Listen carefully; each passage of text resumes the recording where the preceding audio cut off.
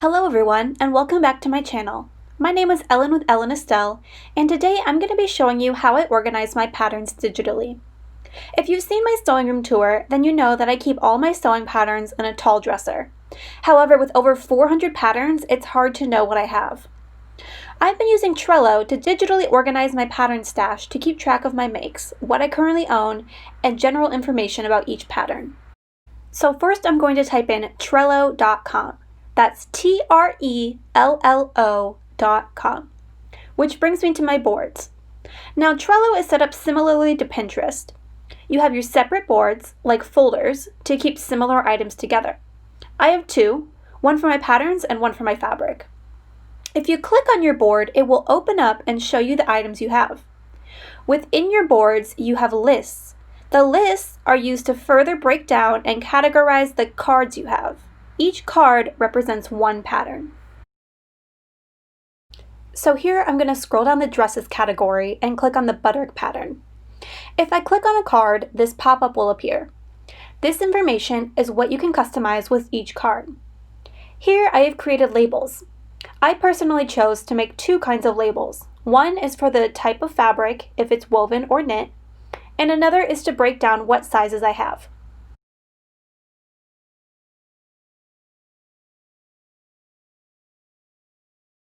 Below that, you can write in a detailed description if you would like. But the only other thing I do for each pattern is to upload the corresponding photos from the McCall's website. Every time I order or purchase a pattern, I immediately go to mccalls.com or the corresponding website and download three things. I download the cover image. This is the image on the packaging, so I know what to look for when I need to search for this pattern. Then I take a screenshot of the tech flats or the line drawings to better see the details of each version. And I also screenshot the size chart, which has all the information like the fabric type, what sewing notions you need, and of course how much fabric you will need for this pattern. This is the most helpful when I'm out shopping and I come across a fabric that I know would look good with a great pattern I have. I can pull up the Trello app on my phone and easily find out how much fabric I need. The same thing works for indie patterns. Most of them have a website or downloadable patterns, which include a photo of the finished garment, a size chart,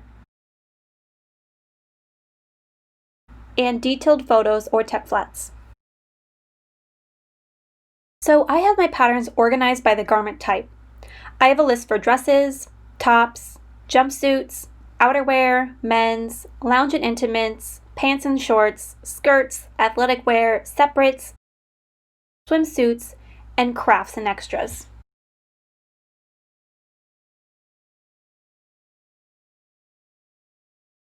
My dresses list is by far the longest. I love dresses. Another feature with Trello is that you can place stickers on your cards. I like to add a check mark on each pattern that I have sewn so that I can keep track of what I've used. I try to use each pattern at least once.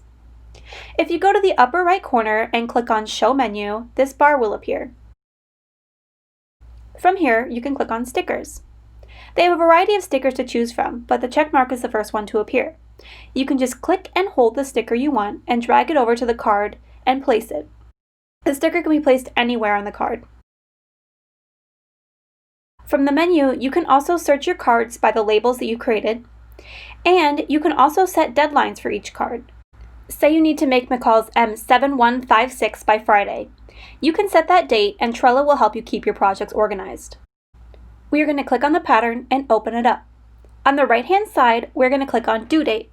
From here, you can choose the date and time. You can also set a reminder notification.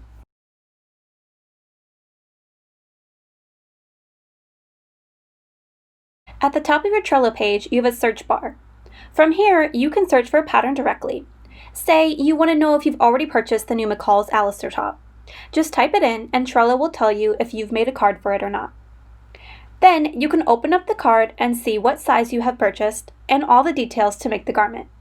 This is a great feature if you know the pattern number that you're looking for. I've used this countless times when I find myself leafing through the catalog at Joann's. Of course, if you're just browsing for ideas, you can return to your board and scroll through each list. Next to the search bar, you can also easily switch between your boards. I will show you my fabric board. This one's not as organized. I have a few fabrics that I purchased on a trip to Mood that I've put here. Right now I have two lists, printed cotton and African wax print. Each card contains one fabric.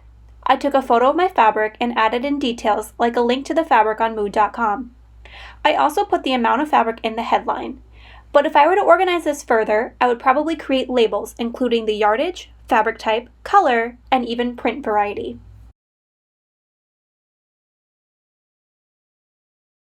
I'll show you how to add a new card for your fabric or pattern.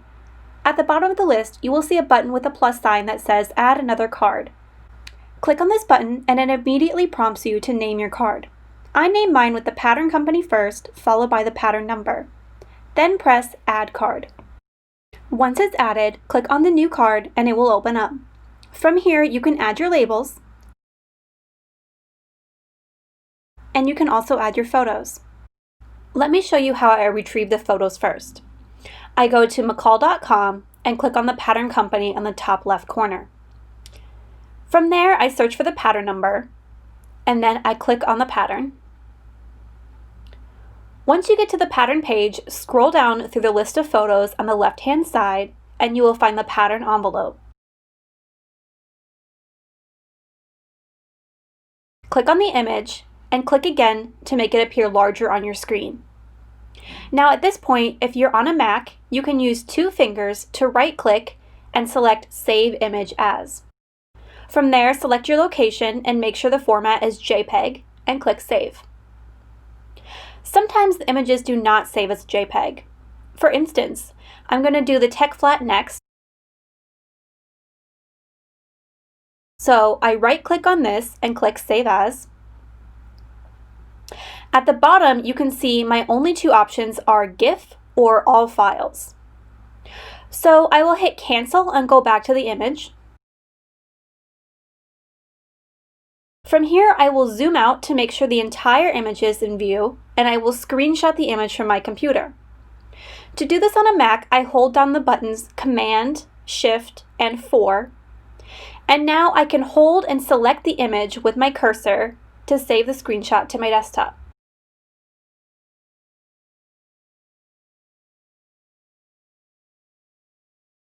If you scroll down the page, you will also see the line drawing below. From here, you can right-click to Save As. If it's not a JPEG, I will again do a screenshot. So now I need to zoom out to make my web page small enough so I can see the whole image. I do this on my Mac by holding Command and the minus symbol. Then hold down Command, Shift, and 4 to select the image to screenshot. The same goes for the size chart. I will take a screenshot and save it to my desktop. Now back to Trello. Click on Attachment and choose where your files are saved.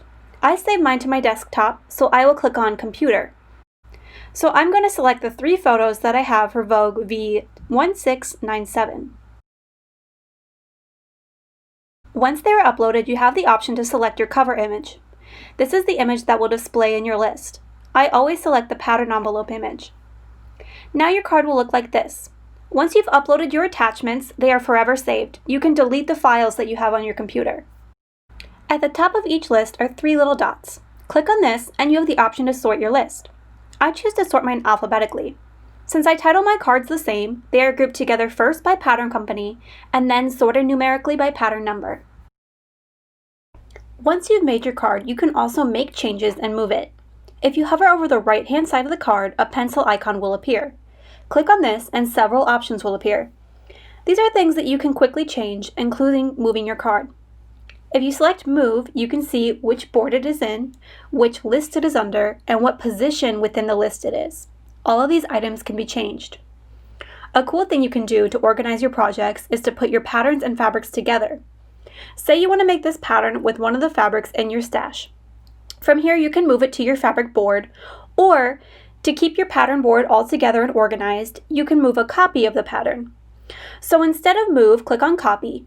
And from here, you can choose to keep or remove your labels and attachments, and you can move your copy immediately to a different board or list.